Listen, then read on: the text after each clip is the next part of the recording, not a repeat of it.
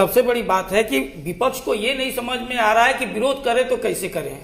जो अगर प्रधानमंत्री जी आगाह कर रहे हैं, अभी इथेनॉल का बात आ गया, इथेनॉल का कहा आज ये सरकार जो एनडीए सरकार इथेनॉल को जिस तरह से बढ़ा रही है, और बिहार की जब बात कर रहे हैं तो बिहार में किसका रोका? मक्का से रिलेटेड यही तो बात है कि आप लोग झूठ बोलकर भ्रम फैलाते हैं। आज पूरे आपको नहीं मालूम है, आपको नहीं सुन लीजिए उत्पल जी, जरा सुन लीजिए।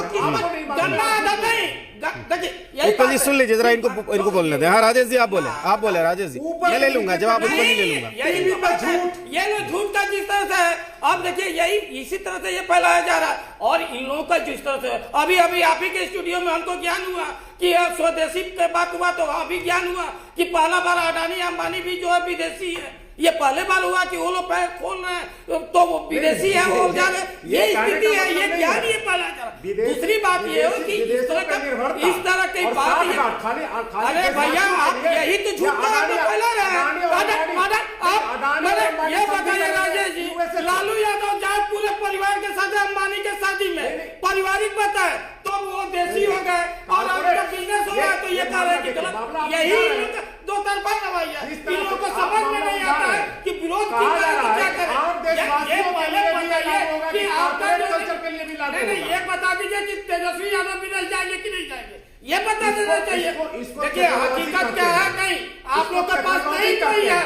और इसी तरह से ये कर देखिए, कभी भी देश के यशस्वी प्रधानमंत्री जी जो है जनता के ध्यान में रख करके किए, और उनके ये दीर्घकालीन योजना के ही तहत है कि आज जो पहले ही आगाह किए हैं, उनका विदेश नीति ही के तहत है कि आज पहले आगाह किए।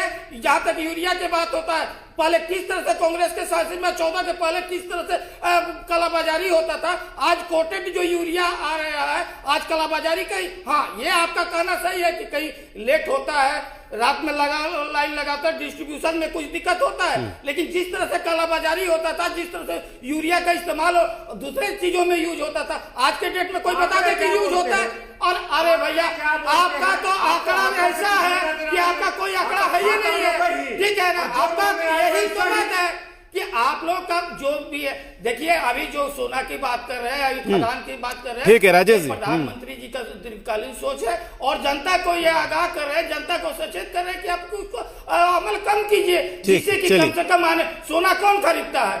जो सोना खरीदने वाला, लेकिन आम जनता के बीच में आप देख लीजिए क्या उसका स्थिति है। ठीक है, चलिए इस तरह का जो ये भ्रम फैलाने की कोशिश किया है, चलिए जनता देश के साथ है।